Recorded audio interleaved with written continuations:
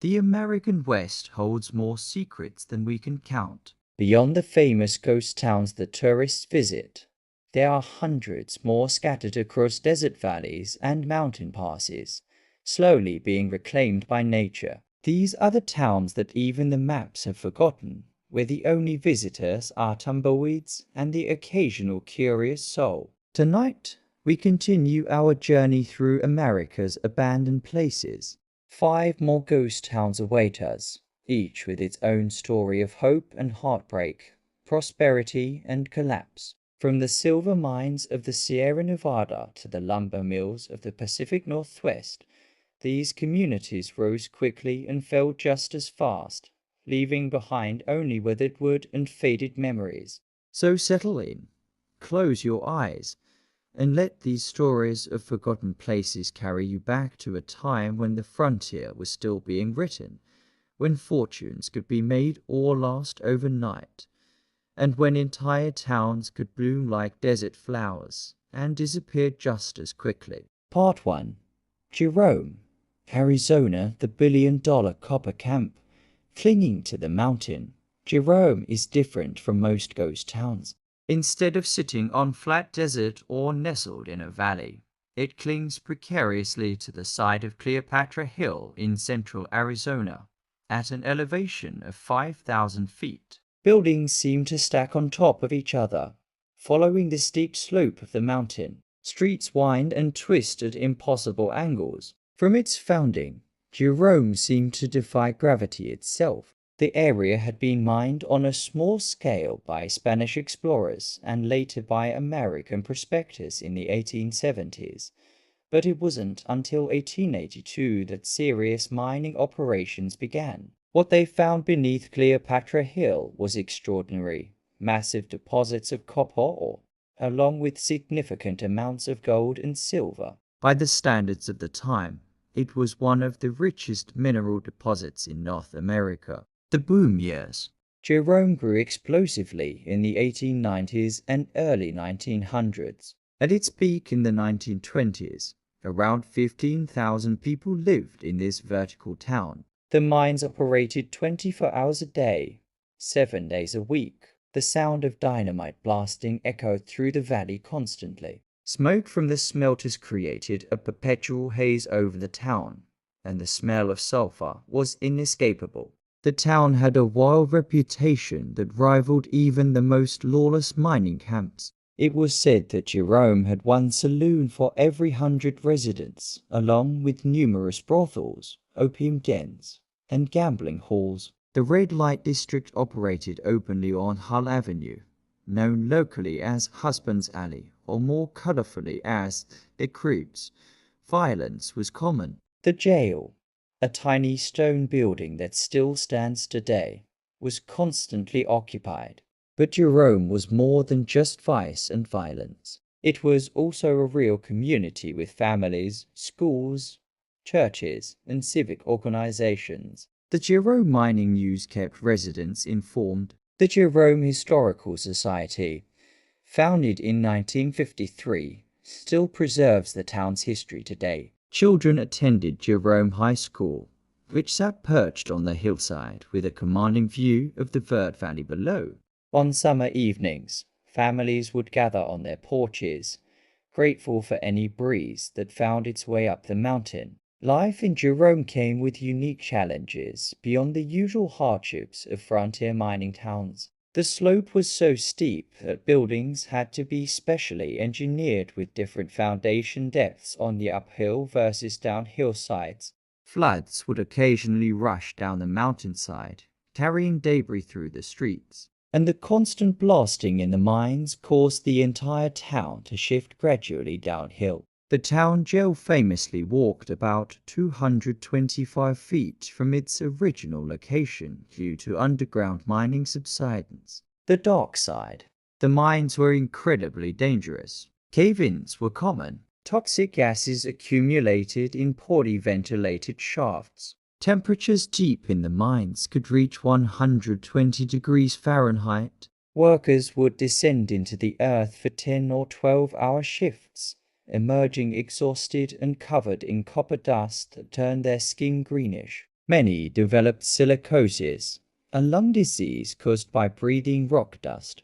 The company hospital on the hill treated a constant stream of injured miners. Fire was an ever-present threat in a town built entirely of wood, perched on a steep mountainside. Major fires swept through Jerome in 1897, 1898, and 1899, each time destroying large sections of town. After each fire, the town rebuilt, but eventually many structures were constructed of more fire-resistant materials like brick and concrete. The ethnic diversity of Jerome was typical of Western mining towns. There were significant populations of Mexican, Chinese, Irish, Italian, Croatian, and other immigrant workers. Each group had its own boarding houses, restaurants, and social clubs. Tensions sometimes flared, but for the most part, the shared hardship of mining life created a sense of solidarity. Decline and near death. The Great Depression hit Jerome hard. Copper prices plummeted, and mining operations scaled back dramatically. The population began to decline. Then came a brief revival during World War II when copper demand surged for the war effort. But by 1953, when Phelps Dodge Corporation closed the last operating mine, Jerome's fate seemed sealed. The population crashed from its peak of 15,000 to fewer than 100 residents by the early 1950s. Buildings were abandoned. Businesses closed. The post office nearly shut down. Real estate values collapsed. Homes that had once housed families sold for as little as $50. It seemed that Jerome would join the ranks of completely abandoned ghost towns, left to slowly disintegrate on its mountainside perch. Unexpected renaissance. But Jerome had an unexpected second act. In the 1960s and 70s, artists and hippies discovered the cheap real estate and spectacular views. They began buying and renovating the old buildings, establishing galleries, studios, and shops. Tourism gradually developed. Today, Jerome is very much alive again, with around 450 permanent residents and hundreds of thousands of tourists visiting each year. It's designated as a National Historic Landmark, and many original buildings have been preserved or restored. You can still see the old jail that walked down the hill, the Grand United Verde Hospital perched on the mountainside, and dozens of other structures from the mining era. Jerome occupies a unique space, neither fully a ghost town nor a typical modern community, but something in between. A living museum of its own colorful past. Part 2. Garnet, Montana, Gold in the Rockies. A late bloom?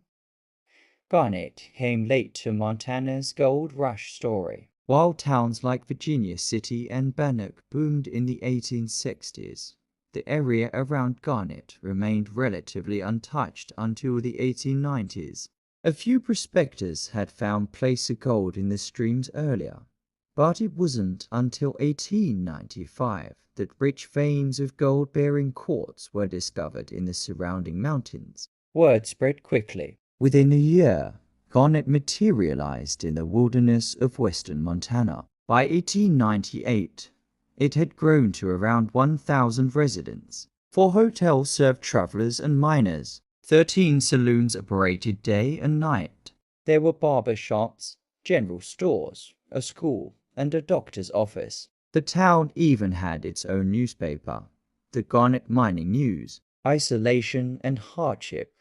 Garnet's location made life challenging. It sat at nearly 6,000 feet elevation in the mountains east of Missoula, surrounded by dense forest. Winters were brutal, with temperatures often dropping well below zero and snow accumulating to depths that could bury a first-floor window. The town was cut off from the outside world for months at a time. Supplies had to be brought in during the brief summer and fall months and stockpiled for winter. Everything cost more in Garnet because everything had to be hauled up the mountain. A simple loaf of bread might cost twice what it did in Missoula. Luxuries were rare. Fresh vegetables were almost non-existent in winter. Despite these hardships, people created community. There were dances in the Davy Hotel every Saturday night. The school, a one-room log structure, taught children of all ages together. Women organized social clubs and quilting bees. Men gathered in the saloons not just to drink, but to share news, play cards, and escape the cold. In many ways, the isolation drew people closer together. When you're cut off from the rest of the world, your neighbors become your lifeline. Mining life. The mines around Garnet were hard rock operations, meaning miners had to tunnel deep into the mountain to reach the gold-bearing quartz veins. It was brutal work. Men would drill holes in the rock face, pack them with dynamite, blast, then shovel the broken rock into ore cars that were pushed on narrow tracks to the surface. The mines were cold, dark, and dangerous. Water constantly seeped through the rock, making everything wet and slippery. Timber supports held up the tunnels, but collapses still happened. The sound of creaking timbers was both constant and terrifying. It meant the mountain was shifting, and a cave-in might be imminent. The ore was brought to stamp mills where massive steel stamps, each weighing hundreds of pounds, crushed the quartz rock into powder. Mercury was then used to separate the gold from the rock dust, a process that was effective but exposed workers to toxic mercury vapors. Many miners developed mercury poisoning, suffering tremors, mental confusion, and other serious health problems. Quick decline. Garnet's prosperity was short-lived. By 1905, just a decade after its founding, the richest ore veins had been exhausted. Some mining continued at a reduced scale, but the boom was clearly over. People began leaving. Families packed up their belongings and moved to other mining camps, other opportunities, other dreams. A devastating fire in 1912 destroyed much of the commercial district. Unlike in other towns, there wasn't enough money or population to justify rebuilding. More people left. By the 1920s, only a handful of residents remained, stubbornly working marginal claims and hoping for one more strike that would never come. By 1940, Garnet was completely abandoned. The last residents moved away, leaving their homes to the elements. The forest began reclaiming the town. Snow crushed roofs. Wind tore at wooden walls. Bears and mountain lions moved through the empty streets. Preservation. Today, Garnet is one of Montana's best preserved ghost towns, thanks largely to the Bureau of Land Management and the Garnet Preservation Association. About 30 structures remain standing, including the J.K. Wells Hotel, several cabins, and the remains of the Davy Hotel. In summer, volunteer caretakers live on site, giving tours and maintaining the buildings in a state of arrested decay, stabilized but not restored. Walking through Garnet on a quiet afternoon, you can almost hear the past. The creak of the Wells Hotel's floorboards sounds like footsteps. The wind through broken windows sounds like distant conversations. The silence is profound. No traffic, no aircraft, just wind, birds, and the whisper of history. Part 3. Kennecott, Alaska Copper in the Last Frontier, Discovery in the Wilderness. In 1900, two prospectors named Jack Smith and Clarence Warner were exploring the remote Wrangell Mountains of interior Alaska when they noticed a green-stained cliff face. The green indicated copper ore, and further investigation revealed something extraordinary.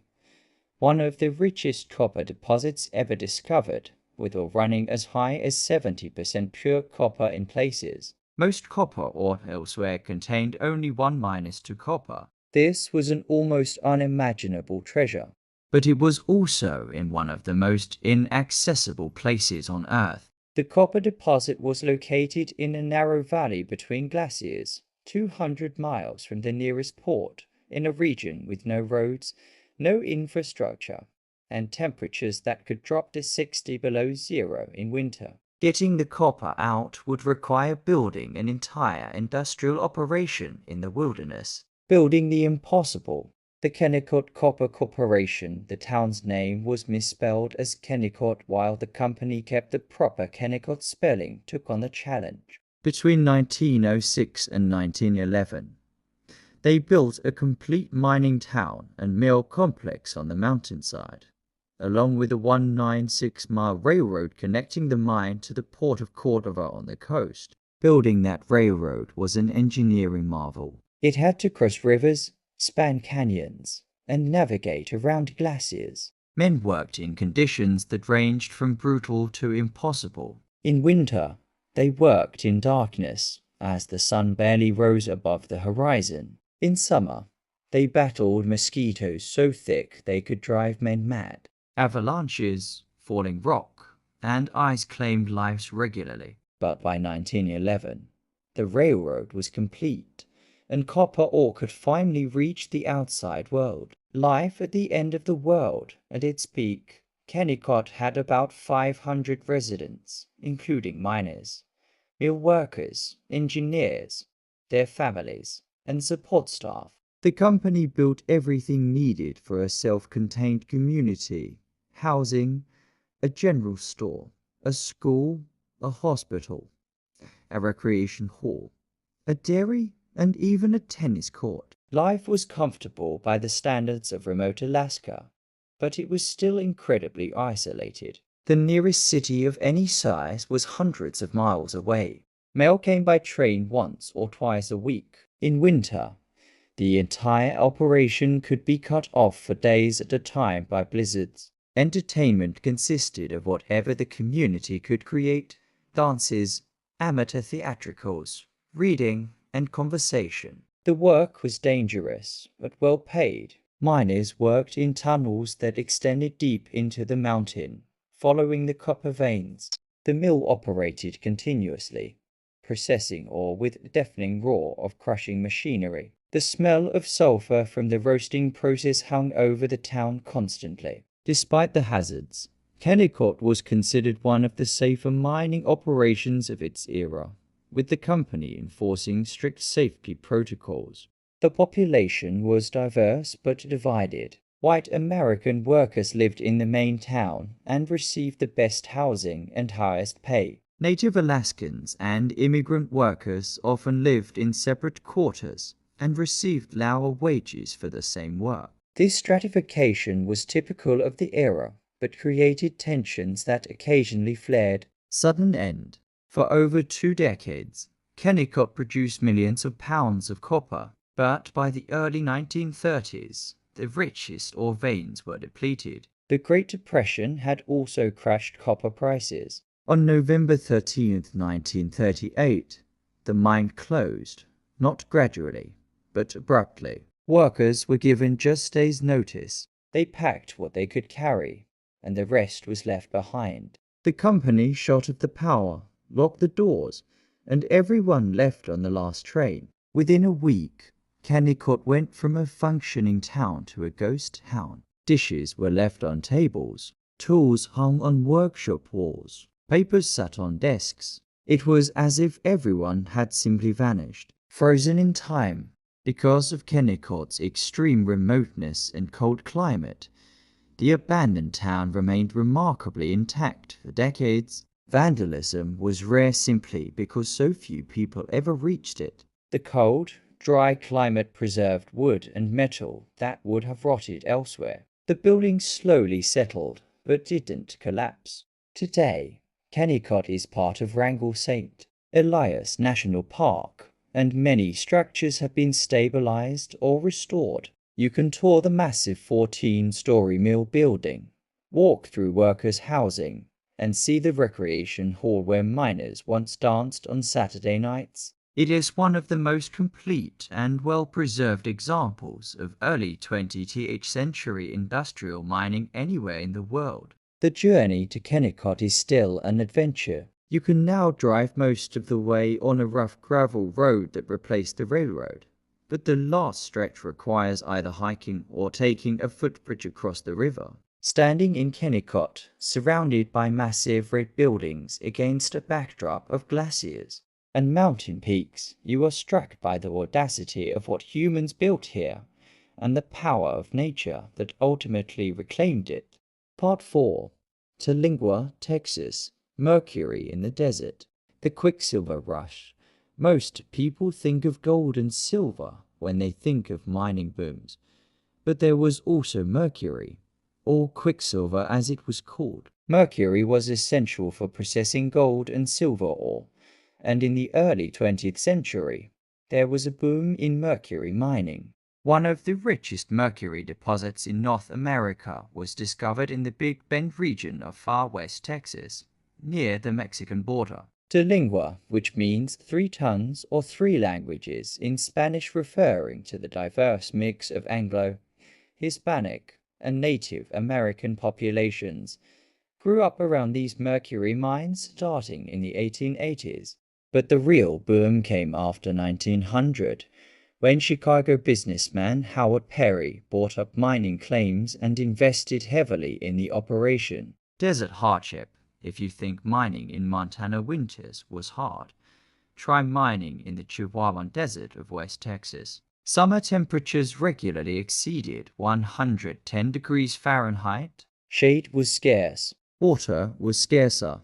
Everything was covered in dust, a fine, penetrating powder that got into everything. The nearest town of any size was over 80 miles away on terrible roads. Supplies came in by wagon and later by truck, but everything was expensive and often in short supply. Medical care was minimal. The company doctor did his best, but for serious injuries or illnesses, there was little hope. Mercury mining was particularly dangerous. Mercury vapor is highly toxic, causing neurological damage, kidney failure, and death. The furnaces where mercury was extracted from or released toxic fumes that workers breathed constantly. Many miners developed mercury poisoning, suffering from tremors called the hatter's shakes, mental confusion, irritability, and other symptoms. The term mad as a hatter came from mercury poisoning suffered by hat makers who used mercury in felt production. A company town, Terlingua was thoroughly a company town, controlled by Howard Perry's Kaiso's mining company. The company owned the houses, the store, the medical facilities, everything. Workers were paid partly in scrip. Company issued currency that could only be spent at the company store, where prices were inflated. This system, common in mining towns, kept workers perpetually in debt to the company. At its peak around 1920, Terlingua had about 1,000 residents. There was a school, a theatre, a cemetery, then various stores and services. The town was divided ethnically, with Anglo workers living in better housing in one area and Mexican workers in another section with more modest structures. This segregation was enforced by the company and reflected the broader racial attitudes of the era. Despite the harsh conditions and the economic exploitation, people created community. There were baseball games on Sunday afternoons. Fandangos, Mexican-style dances, were held regularly. The church, both Catholic and Protestant services, provided spiritual comfort and social gathering places. Children played in the dusty streets, inventing games and finding joy despite the barren landscape. Collapse. Mercury prices fluctuated wildly, and by the late 1930s, they were falling. Howard Perry had also made poor business decisions, expanding operations just as demand decreased. When he died in 1944, the mines closed almost immediately. Without the mines, there was no reason for Terlingua to exist. The exodus was rapid. Families packed up and moved to cities where there was work, El Paso, San Antonio, Houston. The company buildings were abandoned. Homes were left to the desert. Within a few years, Terlingua was a ghost town. The ruins are extensive and atmospheric. Perry's mansion, built of local stone, sits crumbling on a hill overlooking the town site. The old company store still stands, roofless and weathered. The cemetery, with its mix of wooden crosses and stone markers, occupies a windswept hillside. Many graves are for children, a stark reminder of the high infant mortality of the era. Modern resurrection, like several ghost towns we've discussed, Terlingua has had a sort of resurrection, though a strange one. Starting in the 1960s, artists, writers, and people seeking isolation began settling in and around the old town site. A small community developed, living among the ruins. Today, Terlingua has a permanent population of around 100 people, but it swells with tourists visiting nearby Big Bend National Park. The old Terlingua, the mining town, remains a genuine ghost town with extensive ruins. The new Terlingua is a quirky, artistic community that lives alongside the ghosts. Every November, Terlingua hosts the Terlingua International Chili Championship, drawing thousands of chili enthusiasts to cook-offs held among the ruins. It's perhaps one of the strangest transformations of any ghost town in America. Part 5, Cairo, Illinois. Death of a river town. The city that should have succeeded. Cairo, pronounced Cairo by locals, isn't a western mining town, and its story is different from the others we've explored tonight. But it's perhaps the most haunting ghost town in America because it's a relatively modern failure.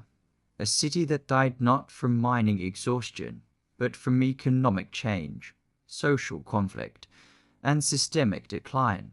Cairo sits at the southern tip of Illinois, at the confluence of the Mississippi and Ohio rivers. In the 1800s, this location seemed perfect for a major commercial center. Both rivers were major transportation arteries. Goods traveling north or south on the Mississippi or east and west on the Ohio had to pass Cairo. Charles Dickens visited in 1842 and predicted great things for the city's future. Boom and promise. By the 1920s, Cairo had grown to over 15,000 residents. It was a prosperous river port with hotels, theaters, banks, and all the amenities of a thriving small city. The customs house was a grand building reflecting the city's importance. Railroad lines connected Cairo to Chicago and beyond. Riverboats stopped regularly, bringing passengers and cargo.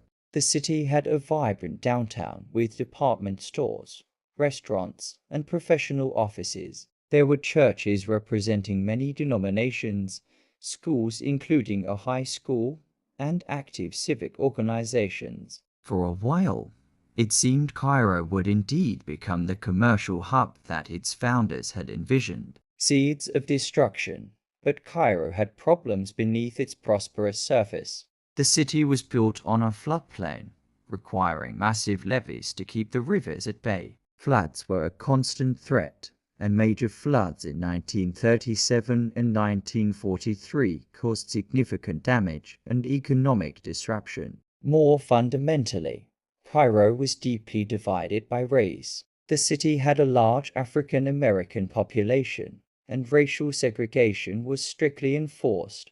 African American residents faced discrimination in employment, housing, education, and every other aspect of life. Tensions simmered for decades and occasionally erupted into violence. The decline accelerated after World War II. River traffic decreased as railroads and later highways took over cargo transport. The strategic importance of Cairo's location diminished. Jobs disappeared. People began leaving. The breaking point. The civil rights era brought Cairo's racial tensions to a breaking point. In 1967, a young black man was found hanged in the city jail under suspicious circumstances. African American residents, convinced it was murder, organized protests. The white power structure responded with repression. Violence erupted. For several years in the late 1960s and early 1970s, Cairo was essentially a war zone. There were shootings, bombings, and constant confrontations between black residents and white authorities backed by vigilante groups. The city was patrolled by armed white men. African American businesses were firebombed. The federal government eventually intervened, but by then, the damage was done. Businesses closed, unable to operate in the chaos. People fled, both black and white residents leaving to escape the violence. The downtown emptied. Buildings were abandoned. What had been a thriving commercial district became a hollow shell. Modern ghost town. Today, Cairo is one of the most eerie ghost towns in America. Unlike Western mining towns that collapsed a century ago, Cairo is a modern city that died in living memory. Many of its residents are still alive, carrying memories of what was lost. The population has dropped from 15,000 in the 1920s to fewer than 2,000 today. Downtown Cairo is largely abandoned. Grand 19th century buildings stand empty, their windows broken, their facades crumbling. The customs house, once a symbol of prosperity, is now a museum in a city of ruins. Entire residential blocks have been abandoned, with houses collapsing slowly into their foundations. What makes Cairo particularly haunting is that it's not picturesque ruins in a scenic setting. It's urban decay in an active community. A few hundred people still live there, going about their lives among the shells of what once was. Street lights still illuminate empty streets at night. Traffic lights change for cars that never come. The story of Cairo is a reminder that ghost towns aren't just relics of the Old West. They can happen anywhere, in any era, when the forces that sustain a community, economic opportunity, social cohesion, and hope for the future, collapse. Cairo is a ghost town that's still dying, slowly being erased by time, neglect, and the rivers that once promised to make it great. In closing, 5 more ghost towns, 5 more stories of rise and fall. From Jerome clinging to its Arizona mountainside to Cairo sitting at the junction of America's greatest rivers, each place tells us something about ambition, persistence, and the impermanence of human endeavors. These towns remind us that nothing is guaranteed. Places that seem destined for greatness. Cairo with its perfect location, Kennecott with its incredible wealth of copper, can vanish or diminish to near nothingness. And sometimes, as with Jerome and Terlingua, places given up for dead can find unexpected new life. The ghosts of these towns are not supernatural spirits, but something more tangible. The echo of all the people who lived there, worked there, loved and hoped and struggled there. Every abandoned building was once someone's home. Every empty storefront was once a place where neighbors met and gossiped. Every silent street once rang with the sounds of children playing, wagons rolling, and life being lived. As you drift off to sleep tonight, perhaps you'll dream of these places. You might walk the steep streets of Jerome, feeling the mountain slope beneath your feet, or stand in Kennecott's shadow, dwarfed by massive buildings set against glaciers, or sit in the desert silence of Terlingua, feeling the heat of a Texas afternoon, or navigate the ruins of Cairo, a modern ghost more unsettling than any from the distant past. These stories continue, even in silence. The wind that blows through broken windows carries them, the wood that weathers and the metal that rust holds them. And as long as someone remembers, as long as someone visits and wonders about the people who came before, these ghost towns are never truly dead. Rest well, and carry these stories with you into your dreams.